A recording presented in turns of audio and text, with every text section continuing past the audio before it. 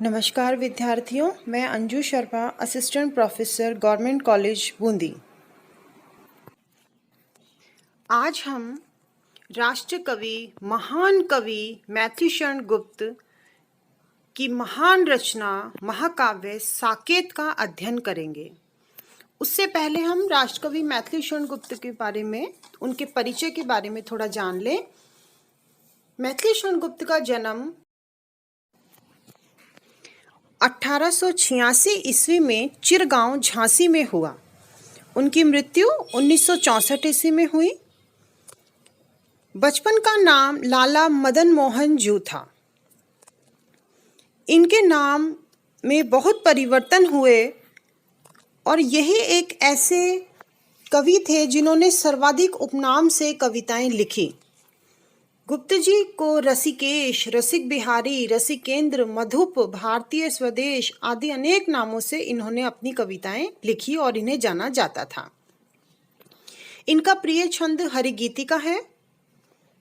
ये सियाराम शरण गुप्त के छोटे भाई थे।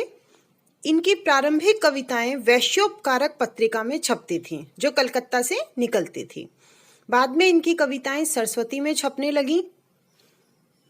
इनकी पहली कविता हेमंत 1905 ईस्वी की खड़ी बोली में सरस्वती में ही छपी थी।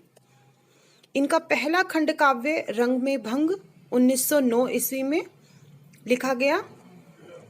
इनकी महत्वपूर्ण रचना भारत भारती है, जो 1912 में लिखी गई, और ये जो रचना थी ये राष्ट्रभक्ति की भावनाओं से ओतप्रोत थी और इसीलिए महात्मा गांधी ने इन्हें राष्ट्र कवि की उपाधि दी। मैथिलीशरण गुप्त को हिंदी साहित्य में प्रबंध काव्यों के कारण विशेष प्रसिद्धि मिली।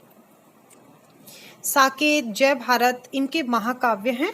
इसके अलावा इन्होंने खंड काव्य लिखे, जिनमें रंग में भंग इनका पहला खंड काव्य है। उसके अलावा जयद्रथ वध, यशोधरा, द्वापर, विष्णुप्रिया, ये इनके बहुत श्रेष्ठ महत्वपूर्ण खंड काव्य हैं। इनकी एक सबसे बड़ी विशेषता ये है कि इन्होंने अपने काव्य में राष्ट्रीय भावना का संचार किया, राष्ट्रीय भावना से ओतप्रोत काव्य लिखा और इसके साथ ही सांस्कृतिक मूल्यों की अभिव्यक्ति भी की। साकेत इनका राम काव्य परंपरा पर आधारित महाकाव्य है। इस ग्रंथ में इनके कवित्व का चरम विकास देखने को मिलता है, जो बहुत परिष्कृत खड़ी बोली में लिखा गया महाकाव्य है। राम काव्य पर आधारित होने के कारण यह महाकाव्य पुरुष प्रधान होना चाहिए था, परंतु यह पुरुष प्रधान ना होकर के नारी प्रधान है। नारी की श्रेष्ठता, उसकी महानता, उसकी विशालता को यह स्थापित करता है।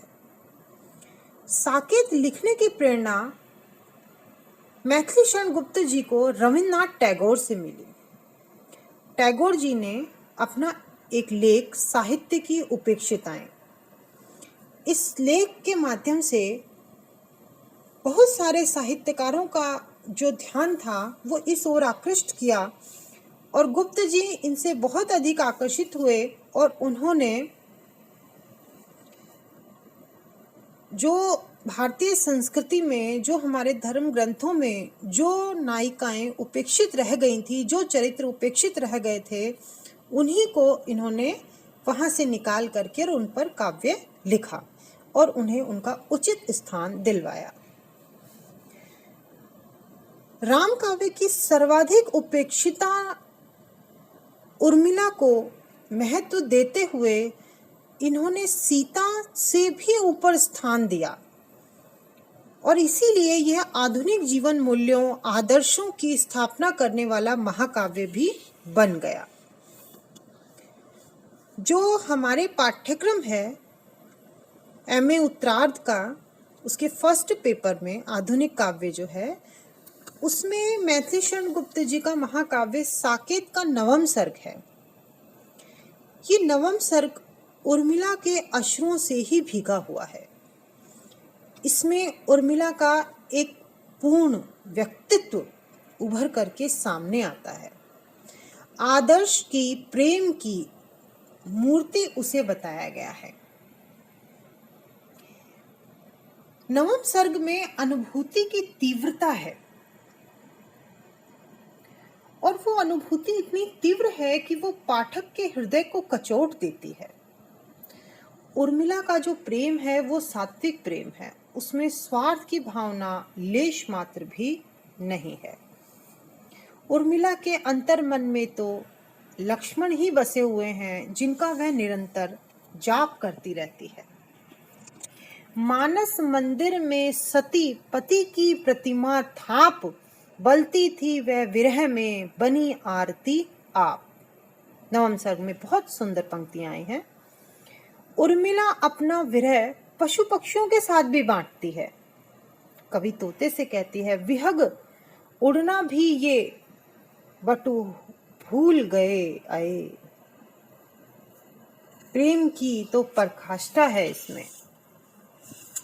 और कहती हैं,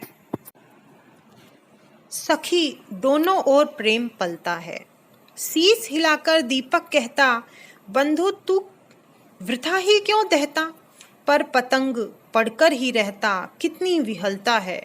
दीपक के जलने में आली, फिर भी है जीवन की लाली। किंतु पतंगा भाग लिपि काली, किसका वश चलता है। सखी दोनों ओर प्रेम पर। इस प्रकार गुप्त जी ने उर्मिला की विरह पीड़ा को अनुभूति प्रदान की, उसे स्वाभाविक बनाने का भी पूरा प्रयास किया और इसीलिए उर्मिला को एक साधारण भारतीय नारी के रूप में स्थापित किया,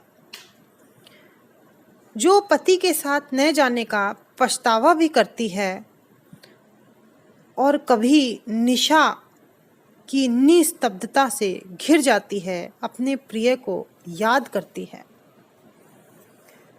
वे कहती है, कहाँ जाएंगे प्राण ये लेकर इतना पाप। प्रिय के फिरने पर इन्हें फिरना होगा आप। इस प्रकार नवम सर्ग जो है वो उर्मिला पर ही आधारित है और पतंगा और दीपक के माध्यम से उर्मिला ने यह सिद्ध किया कि प्रेम दोनों तरफ ही होता है। अब हम इसका व्याख्या खंड शुरू करते हैं और पहली व्याख्या है नवम सर्ग की जो शुरुआत है उसका एक बार वाचन करेंगे और फिर एक एक पंक्ति का अर्थ किया जाएगा। दो वंशों में प्रकट करके पावनी लोक लीला, 100 पुत्रों से अधिक जिनकी पुत्रियां पूतशीला। त्यागी भी हैं शरण जिनके जो अनासक्त गेही, राजा योगी जय जनक वे पुण्य देही विदेही। इसमें राजा जनक के बारे में बताया गया है। सबसे पहले संदर्भ कि प्रस्तुत काव्यांश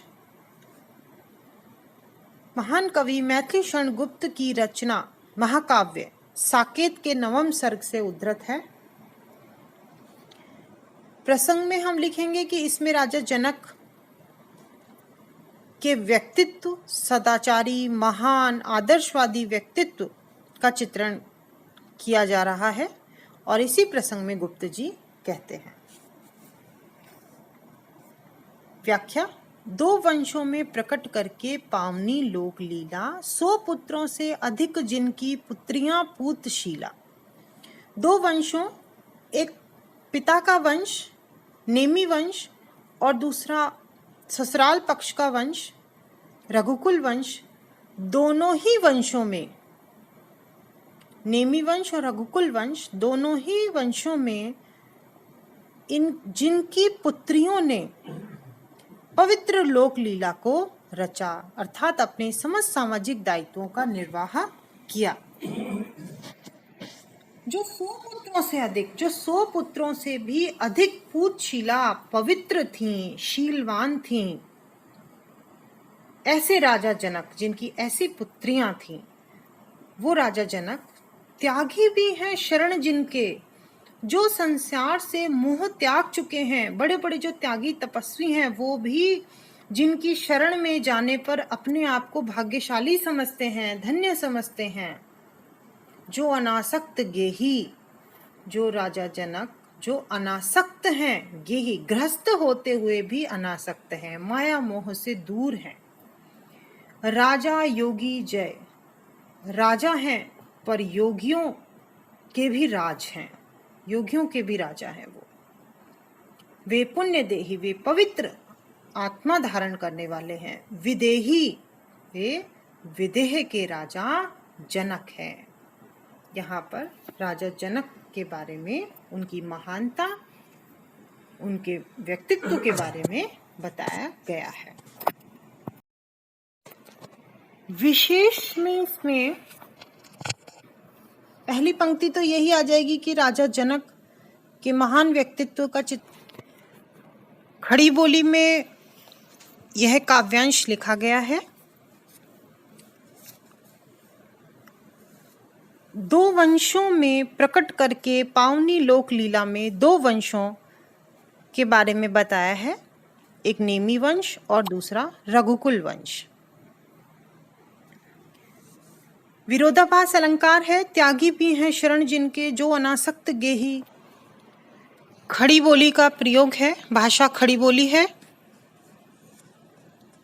और ये बताने का प्रयास किया है कि महाराज जनक इतने प्रभावशाली व्यक्तित्व के धनी थे, इतने गुणवान थे, और इसीलिए सीता और उर्मिला जैसी नारियों के पिता होना उनके लिए संभव ही था।